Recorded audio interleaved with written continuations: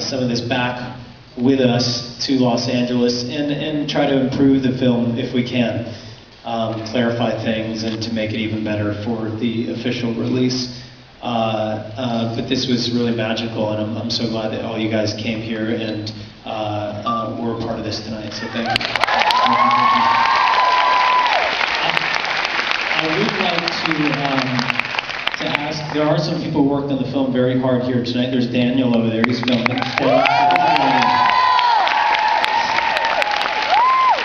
Stephanie is here. Stephanie, where are you? There's Stephanie. Shelby, did she make it tonight? Did she? Oh, Shelby's right there. I didn't know you had a change of clothes. I thought you always wore the same thing. We had her. No, stay standing for a minute. This is my chance to embarrass you.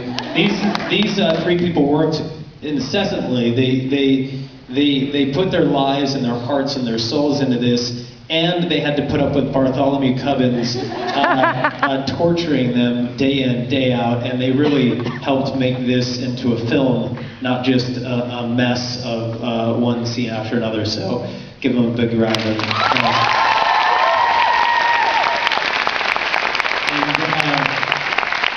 Jamie, the chest is here somewhere. Where is Jamie? The chest is over here, of course, halfway on stage where he wants to be. He really helped with all the music and was a great help. And of course Shannon here. Am I forgetting anybody else? Emma. Who? Emma. Who? I can't hear you. Oh, come on. You gotta speak English. Oh, of course. Oh, Emma. Emma, who worked harder than all of us combined on the movie.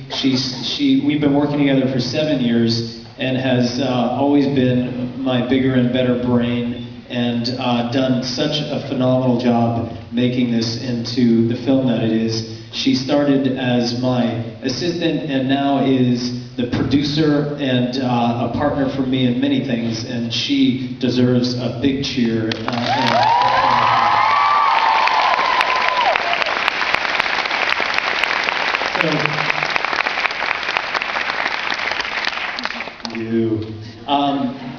Does anybody have any questions at all? Do we have, there's a couple of questions. Yes. You want to pick, Tom? You want me to pick? You can right pick. Here. Start with you, sir.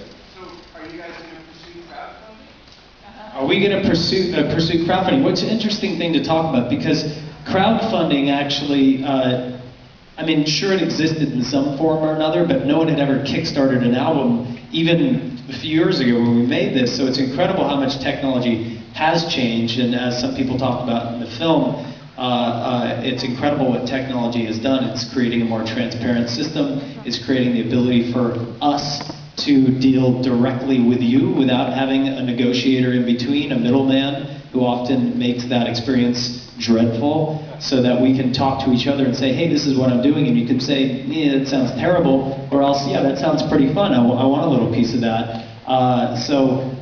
Crowdsourcing, crowdfunding, I think is a really, really interesting thing. And with platforms like Vert as well, there are a lot of possibilities in the future to distribute your work as an artist directly to people out there without the bullshit.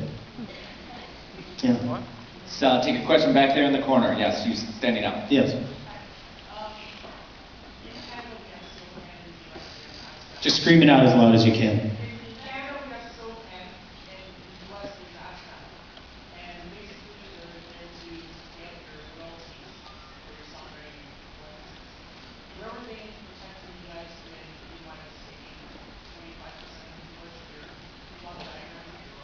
I wish they took 25%. They take more like 125%. But she's talking about ASCAP, and in the States we have BMI as well. And those are people who are, it's so confusing to talk about the record business, and it really doesn't have to be. That's one thing that needs to be fixed.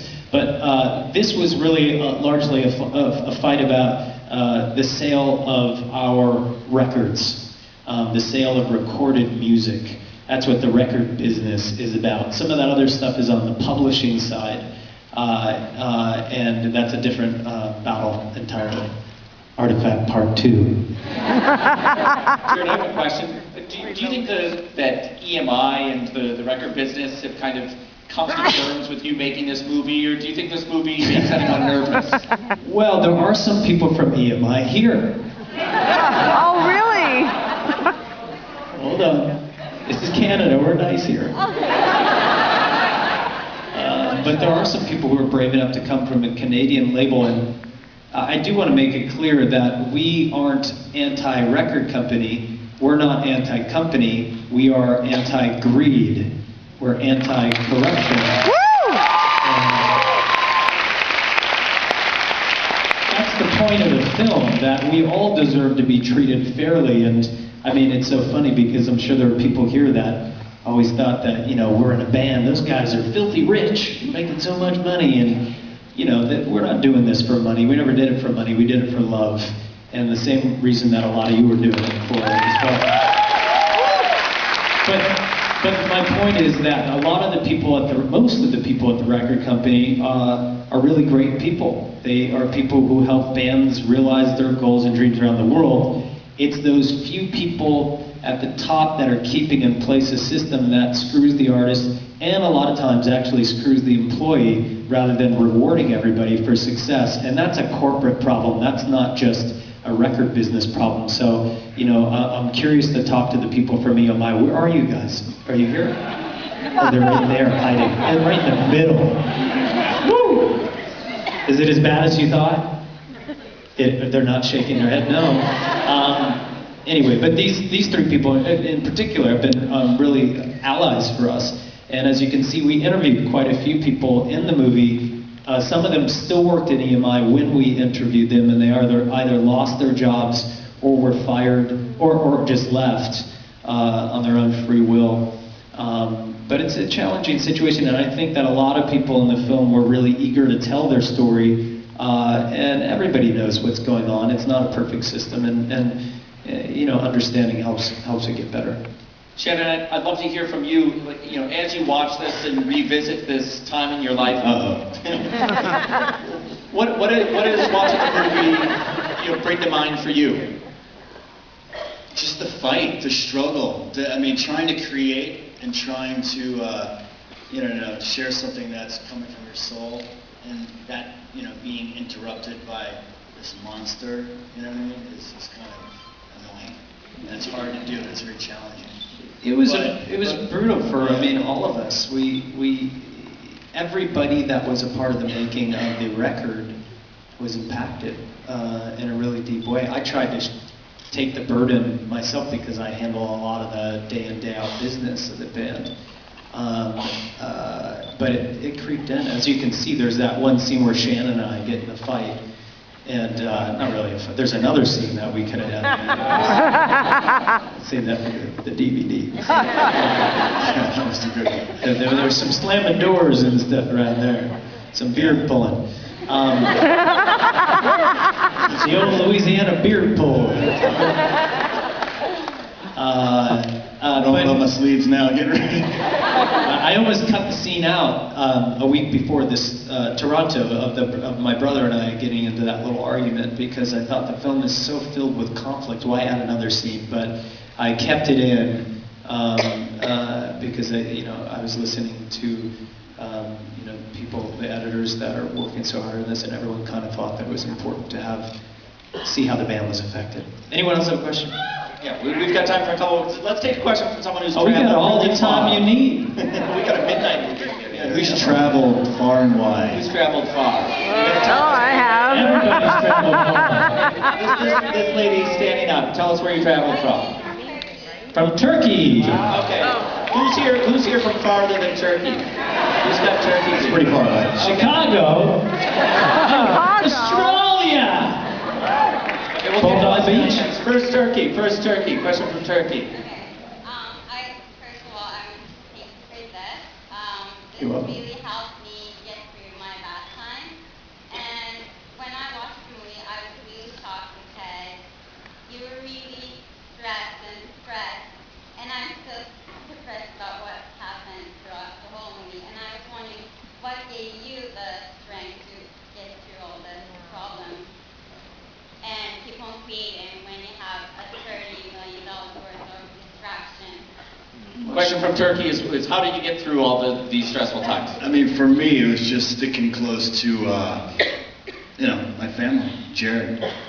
You know, I mean, as cheesy as that sounds, it's true. You know, we share the same goal, and he was, like he said, and I agree, he was the front runner of the whole thing and dealt with everything on the front line. So, you know, I just stood by his side. I think that we had a real, there's no fight like the fight of the just. And we felt like we had a great reason to go to war.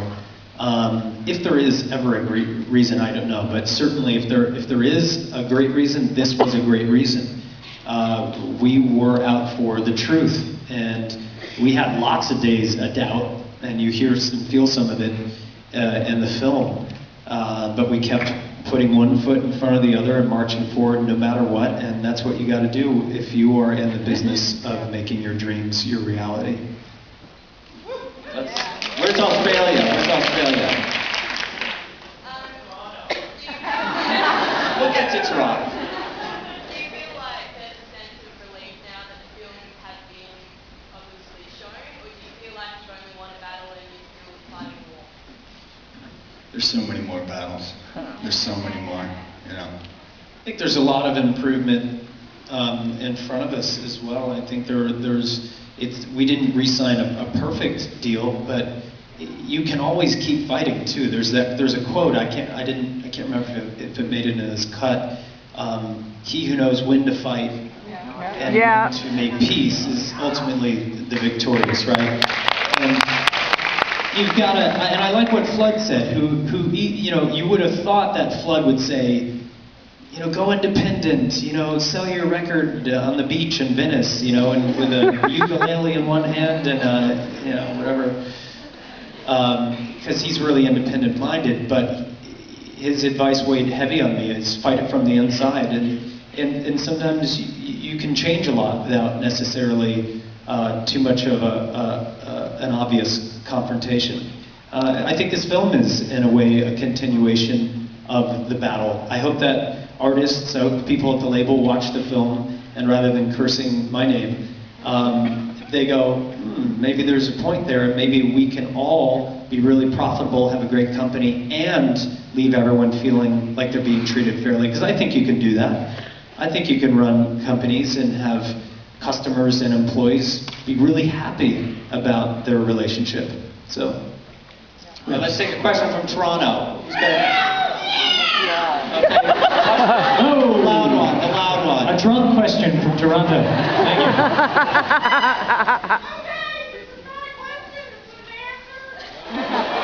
Get ready, everybody.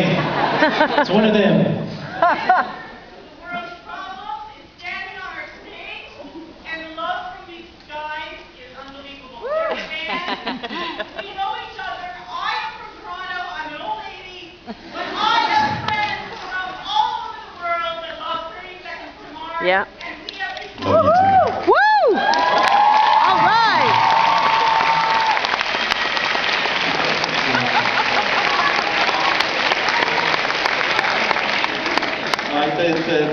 I don't know why I'm going for all the extroverts here, but Hey, they're the ones that make themselves heard and seen. You go for it. okay, the guy who looks like he's in a straitjacket. Here we go. As a hopeful artist, an emerging artist, an established artist, what kind of advice would you give to a music group that would love to have some level of success but avoid the pratfalls that come with, you know, signing an early deal? Like, you know, we handed you a CD earlier, and we really just want to find out, like, how do we avoid going through those types of struggles and still find some measure of success? Advice to emerging artists. Yeah, well, The industry as it exists today. sure. I would say this: do as much as you can on your own, and make an album yourself. You have no excuse not to share your music with the world. There are all kinds of platforms out there. shoot videos yourself. You could do it with a fucking iPhone. You know, do it yourself as much as you can, as long as you can. Build your audience as much as you can, as long as you can. Then you'll have more power, you'll have more control, and you'll make a better deal. And you'll grow your band and be better at what you do. I think a lot of people rush a deal. It used to be, when we signed back in the 1800s, it used to be very expensive to make an album. It's not that expensive to make an album that sounds pretty good these days. You can do it for relatively cheap. But when we made a record, it was very expensive. You had to go into a studio if you wanted something to sound professional. There was nothing called Pro Tools. There weren't platforms. There was no YouTube. There was no Facebook. Wasn't even Napster. But you know, there's a lot of opportunity out there, and go out and play shows, tour. Who gave you your first break? My mother. Yes. Okay. Next over. The devil right here. The devil. So don't hate me for this question. Uh-oh. Is there a small part of you? Is there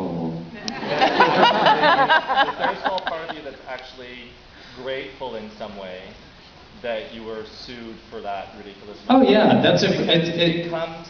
Yeah. Like, it really comes through in music, and Yeah. and even, you know, coming to your shows, and even though older work that I really enjoyed, that all that stuff that you went through really comes through not only on this album, but when you play live. Got it. Yeah, I'll repeat the question. Am I grateful in some way that I actually was sued for $30 million, which is a really bizarre thing to think about. But yes, I'm very grateful that I was sued for $30 million because it gave us the album of a lifetime, it gave us the tour of a lifetime, it gave us this film, and it gave us, I think, a greater sense of who we are. It gave us a lot more strength, to the ability to know that we have, or I guess the knowledge that we have the strength to fight for what we believe in. I mean, it's absolutely nuts for a band, little band like 30 Seconds to Mars, to take on an entire industry like that is really kind of stupid. But I'm glad that we did it, and I'm glad that it did happen. It'll always be a really important part of our